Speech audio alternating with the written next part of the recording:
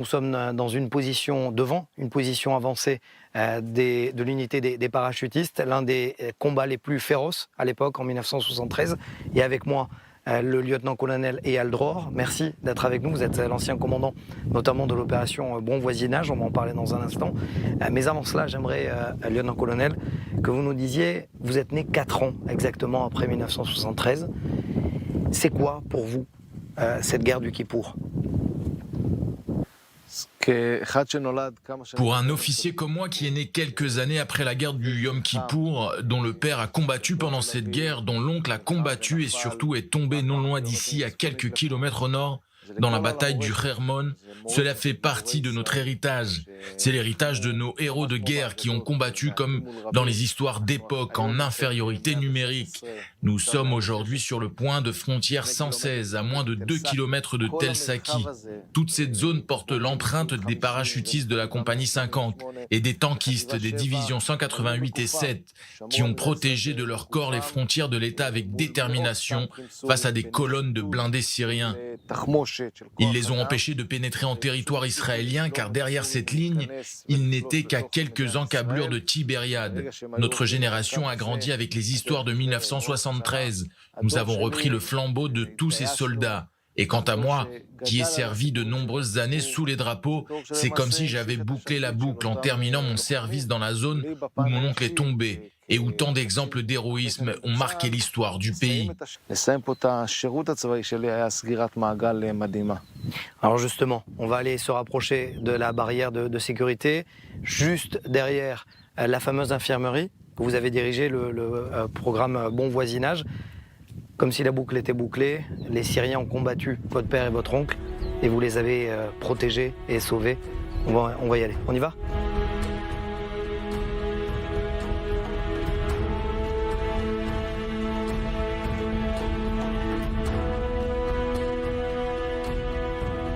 Eyal, on s'est rapproché de la frontière, à 1,5 km exactement derrière nous.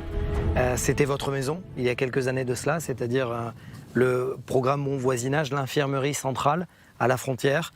Est-ce que vous avez gardé le contact avec des Syriens que vous avez soignés ? Oui, en effet, nous sommes très proches de l'endroit où Israël a créé en 2016 l'un de ses plus grands programmes d'aide humanitaire, venant en aide aux civils syriens qui ont souffert de la guerre. Juste derrière moi, cette barrière a laissé passer des milliers d'enfants, des milliers de personnes qui avaient besoin de soins médicaux d'urgence pour sauver leur vie. Comme vous l'avez bien précisé, l'infirmerie centrale fondée par une organisation chrétienne était installée juste derrière nous. Elle a soigné plus de 8000 Syriens. On parle d'un projet étalé sur 3 ans, plus de 700 missions humanitaires à la frontière, des millions de tonnes de dons, de nourriture, de vêtements, de fuel. Mais le programme s'est arrêté au bout de 3 ans, malheureusement après que le régime syrien ait repris le contrôle de la zone. Après cela, les Syriens ne pouvaient plus être en rapport avec nous, ils craignaient pour leur vie. Ils ne veulent pas être perçus comme des collaborateurs de l'État d'Israël. C'est pour cela que nous avons dû démanteler toutes nos installations sur place. Les civils syriens ont coupé tout rapport avec nous. Nous recevons de temps en temps des messages de certains d'entre eux qui ont réussi à fuir la région. Ils se trouvent à l'étranger et se souviennent, ou plutôt ont apprécié ce que nous avons fait, notamment quand les combats dans leur secteur reprennent. On a parlé bien évidemment de cette guerre du Kippour en 1973, et en général, cette région n'aime pas le vide. C'est-à-dire qu'à partir du moment où Israël s'est retiré, eh bien, c'est les Iraniens qui ont pris le contrôle juste derrière cette frontière. Est-ce qu'on sait qui est présent et surtout de quelle force on parle ? Pour mieux comprendre, nous devons avoir une vision plus générale de la situation. L'Iran, qui se trouve à plus de 1500 km d'ici, n'a qu'un seul objectif. Et ce n'est pas un secret, annihiler l'État d'Israël. Et pour ce faire, ils ont créé l'axe chiite, le Hezbollah au Liban, les milices chiites en Irak, le soutien au Hamas et au djihad islamique à Gaza, mais aussi ici, à l'intérieur du territoire syrien. L'Iran profite de la faiblesse de l'armée syrienne. Ils ont infiltré l'armée syrienne depuis 2014, ont construit des infrastructures via l'aide du Hezbollah libanais. L'Iran a apporté des éducateurs chiites, remodèle l'armée syrienne. On parle d'une interaction quotidienne entre des membres du Hezbollah, des officiers iraniens et leurs homologues de l'armée syrienne.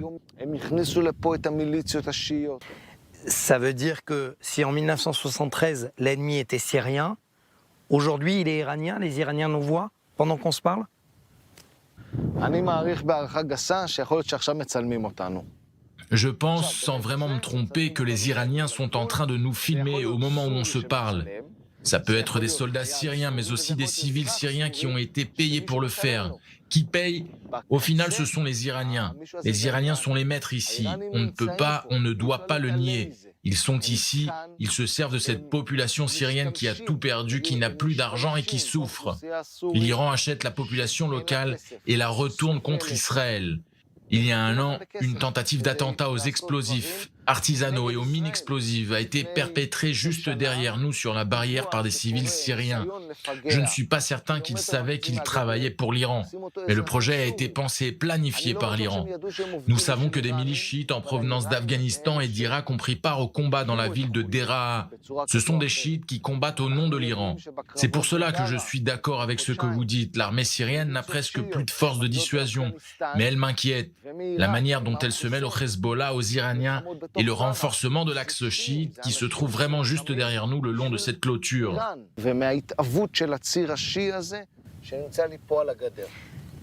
Vous comprenez la culture arabe.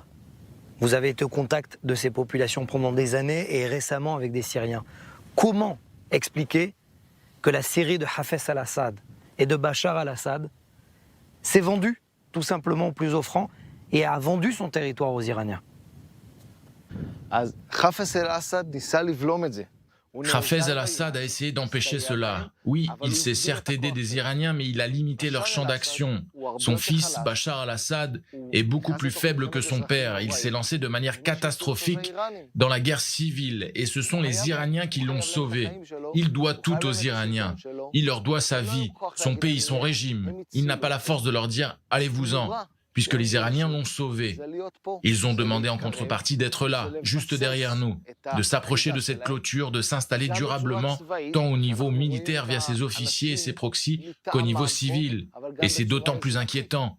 Nous sommes les témoins d'un processus certes lent, mais d'un processus qui va prendre 5, 10, 15 ans de chiitisation de la population sunnite syrienne. Non loin de là où nous sommes, un village sunnite s'est transformé en village chiite. Vous comprenez que les Iraniens ont désormais toute la liberté pour agir. Le Hezbollah peut ainsi recruter. À l'intérieur du village, vous avez désormais une khousnia, une mosquée chiite. C'est de ça dont nous sommes inquiets. Il y a un vrai processus de nouvelle éducation, de nouvelle religion. Si on regarde à long terme, c'est un phénomène très inquiétant.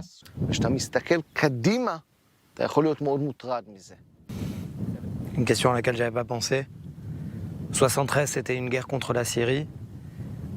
2021, 2022, 2023, vous pensez que Israël n'affrontera plus la Syrie en tant que pays, mais plutôt d'autres forces étrangères? Israël considère que Bachar al-Assad est le souverain sur sa terre. C'est son clan qui dirige la Syrie. C'est leur responsabilité de savoir ce qu'il s'y passe. Mais nous savons et nous sommes inquiets de ce que font les Iraniens sur place. Tsahal a fait et fera tout ce qu'il peut pendant cette période d'entre-guerres pour atteindre et affaiblir l'implantation militaire iranienne sur place. L'armée se bat contre les transferts d'armes, contre le développement de missiles de précision. Mais nous estimons que la Syrie est toujours souveraine et doit donc répondre de ses actes. Nous comprenons également que les Iraniens empêchent toute reconstruction de la Syrie, tant dans son rapport à l'encontre d'Israël que vis-à-vis de la communauté internationale. Résultat, les civils syriens continuent de souffrir. Je ne peux garantir que lors de la prochaine guerre, Tsahal combattra uniquement l'armée syrienne. Tsahal va certainement combattre tous les acteurs dont je viens de parler au cours de cet entretien. Le Hezbollah, les proxys iraniens, les Iraniens et les Syriens.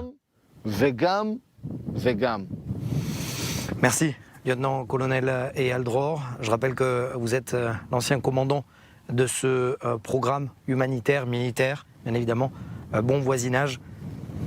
À 1,5 km juste derrière nous, ça fait partie peut-être presque de l'histoire. Merci à vous. Merci à vous.